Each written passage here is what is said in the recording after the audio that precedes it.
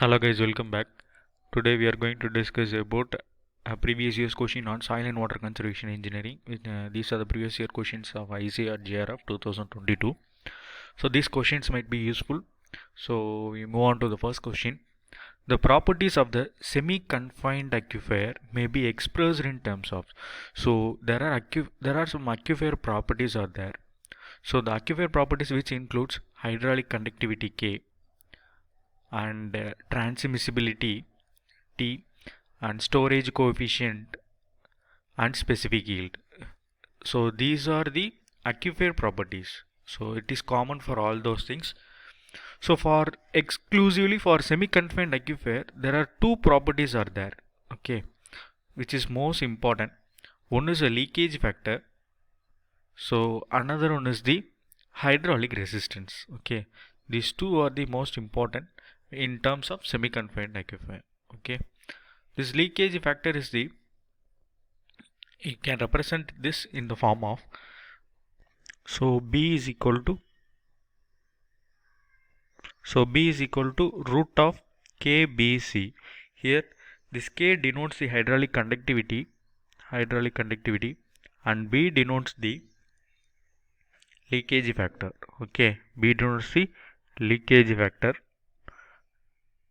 and this leakage factor can be expressed in meters, and C denotes the hydraulic resistance. Okay, hydraulic resistance. Coming to the leakage factor, it determines the leakage of water into the semi-pervious stratum. Okay, leakage factor determines the leakage of water into the semi-pervious stratum. Semi-pervious stratum. Okay.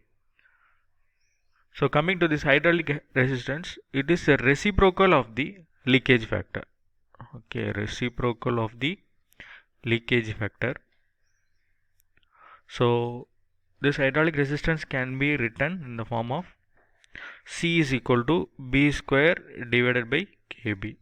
So here we discussed about what is B, what is K, and what is C. This is the factors. Okay. So here the correct option is 1, 2, 3, 4. Except E, all those are correct. A, B, C, and D. So here A, B, C, and D only. Option A is the correct answer. Okay. So next question. The value of hydraulic resistance of semi-pervious layer generally lies between. So hydraulic resistance, we can mention this in days or minutes. Okay, we can convert this until in the minutes. So the value which is varies between, the value means the C, hydraulic resistance C value varies between 100 to 10 lakh minutes. Okay, 10 lakh minutes. So here option 4 is the correct answer. Okay, so next question. These developed a non-steady state analysis to determine the aquifer parameters by introducing them. So these developed an equation. So he mentioned that there are two important properties. One is the time factor. So another one is the storage coefficient. Okay, storage coefficient. So he used these two parameters to find the non-steady state analysis of an aquifer. Okay, so in 1935 he discovered this out. So option 3 is the correct answer, time factor and storage coefficient. Next question. The methods available for gully control are, so there are we can divert the diversion of runoff. So diversion of runoff or diversion of channels, so comes under this diversion of channels, or ditches, diversion of ditches. We can prevent the gully erosion. So other thing, by structures we can control this by, so control by structures. So we can use two methods. One is temporary, another one is permanent. Okay, so this temporary methods we can use brushwood dams, check dams. So brushwood semi-permanent dams, so comes under this. By permanence we can use the spillways. Okay, gully control structure. Another means we can construction of vegetative methods, control by vegetation. Okay, control by vegetation. So control by vegetation in the sense vegetation we can use trees and soil grass covers to control the gully by vegetation methods. So A is correct. We cannot use the farm pond method. Okay, so it is a rainwater harvesting method. It comes under rainwater harvesting farm pond. So vegetative methods are used temporary structures and permanent structure. So option A, C, D, E. A, C, D, E. Option 3 is the correct answer. Okay, next question. After the gully erosion is initiated, the development of gully is accelerated due to. So the development of gully is accelerated. So the gully can be accelerated due to erosion of beds. So erosion and mass movement only. Okay, mass movement of slides. So only these two methods only they can get accelerated and it develop into a enlarged gully. So option A and B is the correct answer. So by storing the water in the end of the gully it cannot develop. So seepage also it cannot develop the gully. So A and B only correct answer. So one is the correct option. Next question. So you match the list 1 and list 2. Design of diversion drain. So coming to the development of gullies there are four methods. First one is initiation stage. So second one is the development stage. So third one is the healing stage, and fourth one is the stabilization stage. So these are the stages where the gully get developed and stabilized. Okay, stabilization stage. So coming to this design of diversion drain, we can design the diversion drain in grassed waterway. Okay, so here it is A. And the enlargement of gully. Enlargement of gully can be developed in the second stage of development. Okay, second stage of gully development, enlargement, where the topsoil get eroded. So it moves up to the sea horizon. Okay, sea horizon. So the gully gets developed in this stage. Second stage it get development. Okay, then so the parent materials also get washed away if it is weak in this horizon. Parent materials get washed away. So for enlargement of gully, it is the second stage of development. No appreciable erosion. It is the third stage of development. Okay. So in third stage, it is a healing stage. So where the vegetation grows, this vegetation will prevent the development of gully.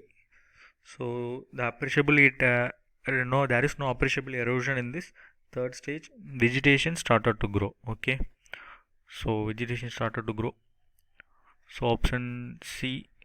And the deepening of the gully bed, it is in the first stage. Okay, where the channel erosion and deepening of gully bed takes place. Channel erosion and deepening of gully bed.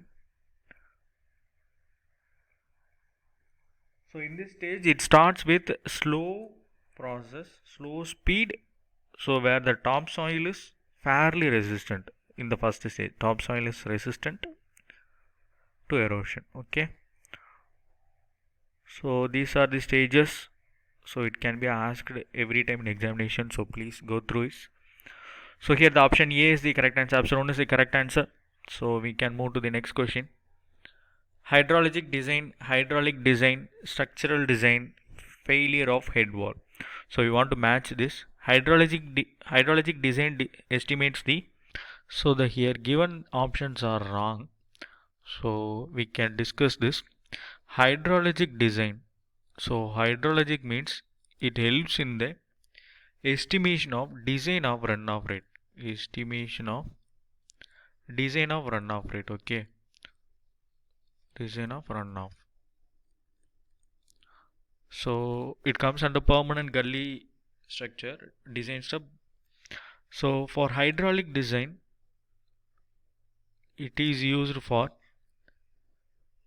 determining the dimension of different components. Okay, determining the dimension of different components. Dimension of different components. So So it is on the basis of maximum runoff rate. Maximum runoff rate.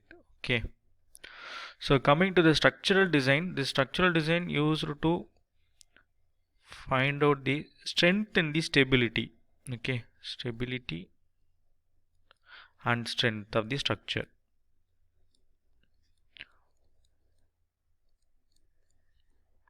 So different parts of the structure can be find it out. Okay, different parts.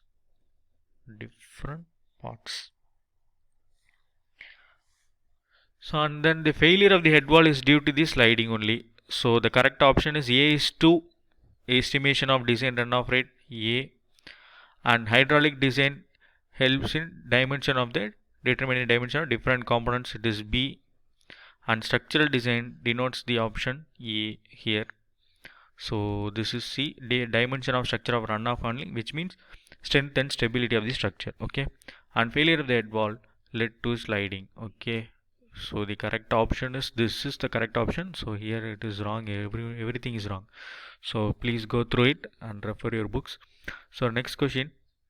This is also match. So here they had given the pumping methods from the well or other channels. So hydraulic ram it is used in. So this hydraulic ram is used to lift the water to the height. Lift the water to the considerable height.